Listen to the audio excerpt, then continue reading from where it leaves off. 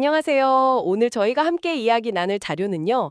여러분이 공유해 주신 한 교회, 예일교회의 주일 예배 설교 영상입니다. 네, 250615 예일교회 주일 예배 영상이고요. 에베소서 3장 14절에서 21절 말씀을 가지고 진행된 설교였죠. 맞습니다. 설교 제목이 그리스도의 사랑을 알게 하시기를 였는데요. 요즘 신앙인들이 왜 하나님의 사랑이 좀 무뎌지는가?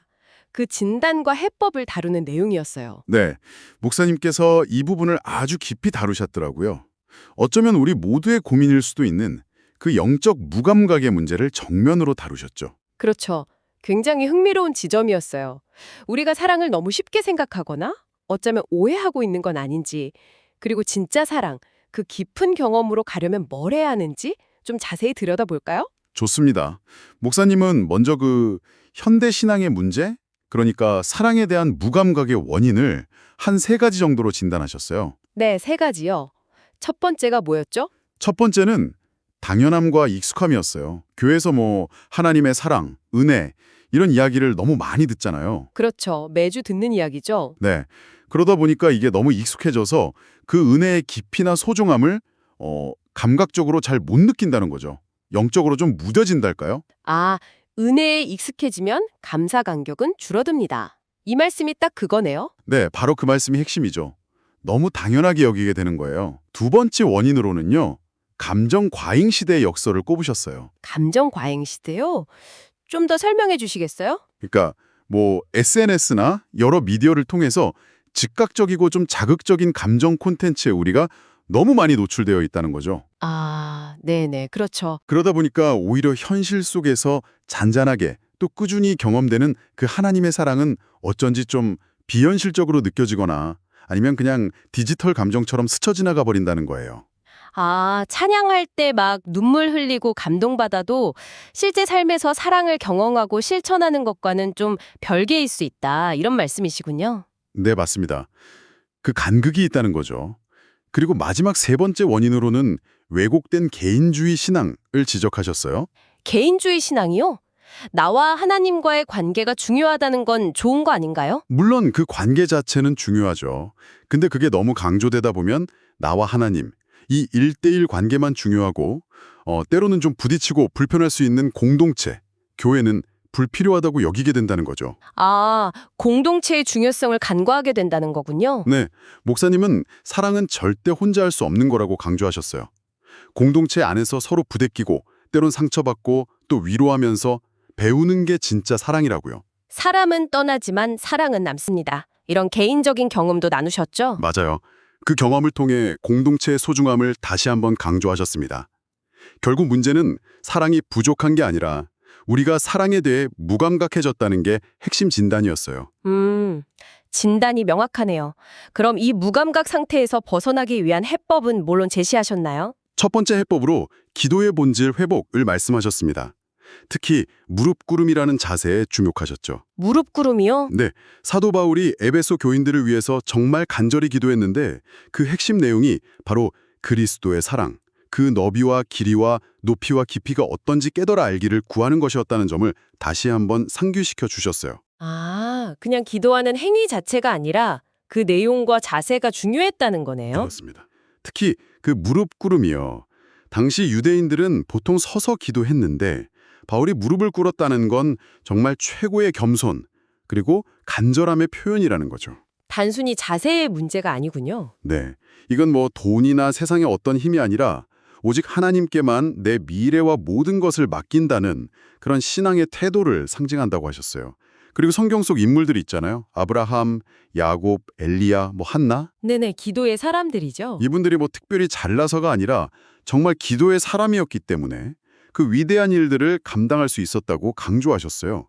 중요한 건 환경이 아니라 하나님께 무릎 꿇는 그 행위 자체라는 거죠. 기도를 통해서 얻는 첫 번째 결과 혹은 열매는 뭐라고 하셨죠?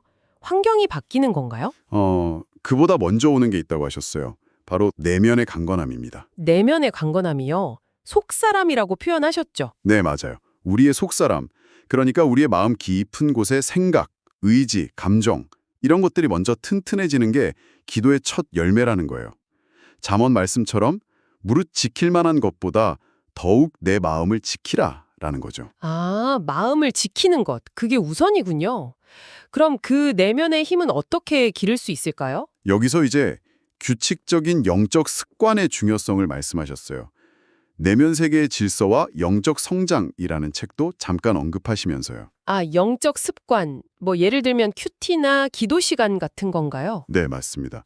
흔히 큐티라고 부르는 그런 개인적인 말씀 묵상과 기도 시간, 또 규칙적인 예배 참여 같은 어떻게 보면 좀 루틴이죠, 루틴. 이런 영적인 습관들이 내면의 질서를 잡아가는데 꼭 필요하다는 거예요. 그게 내적 동기를 부여한다고 하셨던 것 같아요. 맞아요. 이게 중요한데요. 어떤 보상이나 인정을 바라는 외적 동기랑은 다르게 이런 기쁨이나 의미, 성장 같은 내적 동기는 훨씬 지속 가능하다는 거죠. 왜냐하면 기도할 때 성령께서 우리 마음을 직접 움직이시고 그 동기를 불어넣어 주시기 때문이라고. 목사님 개인의 경험을 통해서도 이걸 설명해 주셨어요. 아, 그래서 기도를 통해 내면이 먼저 강건해지고 그 다음에 이제 그리스도의 사랑이 뿌리 내리게 된다. 이런 흐름이군요. 정확합니다. 뿌리가 박히고 터가 굳어진다는 에베소서 표현을 설명하시면서 카토이키오라는 헬라어 단어를 말씀하셨죠. 이게 그냥 잠시 머무는 게 아니라 거주하다, 정착하다 이런 깊은 의미라고요. 네네. 즉 피상적인 관계가 아니라 정말 깊이 뿌리 내리고 머무는 상태. 이게 바로 흔들리지 않는 믿음의 시작이라는 겁니다. 반대로 이걸 방해하는 것들도 있다고 경고하셨죠. 네, 뭐 게임이나 어떤 즉각적인 쾌락처럼 별다른 노력 없이 쉽게 얻는 그런 가짜 만족감들 있잖아요. 아, 네. 그리고 또 세상의 염려나 재물의 유혹 같은 것들이 우리가 그리스도의 사랑 안에 깊이 뿌리 내리는 것을 방해한다고 하셨어요. 진짜 사랑과 가짜 만족을 잘 구분해야겠네요. 그렇죠. 하나님의 사랑은 그냥 감정이 아니라 진리 위에 세워진 깊은 관계고 시간이 지날수록 더 깊어지고 우리 삶에 정말 선한 흔적, 변화를 남긴다고 강조하셨어요. 뭐 SNS 같은 데서 맺는 피상적인 관계랑은 본질적으로 다르다는 거죠. 그렇게 사랑의 깊이 뿌리를 내리면 어떤 결과가 나타난다고 하셨나요? 비로소 하나님의 모든 충만하신 것으로 너희에게 충만하게 하시기를 구하노라. 이 말씀처럼 하나님의 충만함을 경험하게 된다는 거죠. 이게 구체적으로는 우리 삶에서 예수님을 닮아가는 모습으로 나타난다고 하셨어요. 성령의 열매 있잖아요. 사랑, 희락, 화평 같은 그런 성품의 변화, 그리고 작은 예수로서 살아가는 그런 행동의 변화로요. 여기서 또 그 공동체 이야기가 나왔던 것 같아요. 고슴도치 비유가 기억나는데요. 아, 네, 맞아요. 교회 공동체라는 게 때로는 서로 가시를 세운 고슴도치처럼 상처를 주고받을 수도 있지만 바로 그 관계 안에서 서로 배려하고 섬기고 용납하는 그 과정을 통해서 진정 사랑을 배우고 경험하게 된다는 점을 다시 한번 강조하셨죠. 혼자서는 절대 경험할 수 없는 그런 사랑의 차원이라는 거예요. 네. 이 모든 내용을 종합해서 목사님이 마지막으로 우리에게 주신 실천적인 권면, 그게 아주 인상 깊었어요. 뭐였죠? 아주 간결했죠. 네. 지겹도록 들은 말일수록 지겹도록 실천하자. 아, 맞아요. 그거였죠. 정말 핵심을 찌르는 말이었습니다. 뭐 기도해라, 말씀 봐라, 큐티해라, 공동체에 참여해라 이런 말들 어떻게 보면 너무 많이 들어서 좀 클리셰처럼 들릴 수도 있잖아요. 그렇죠. 너무 기본적인 이야기 같기도 하고요. 네, 근데 바로 그 기본적인 진리들을 꾸준히 정말 지겹도록 실천하는 것이 무엇보다 중요하다는 걸 힘주어 말씀하셨습니다. 오늘 이렇게 설교 말씀을 쭉 다시 살펴보니까 그리스도의 사랑을 안다는 게 그냥 머리로 이해하거나 감정적으로 잠깐 느끼는 걸 넘어서는 거네요. 정말 의지적인 기도, 또 규칙적인 영적 훈련을 통한 내면의 성장, 그리고 좀 부딪히더라도 공동체 안에서 실제로 씨름하며 살아내는 것.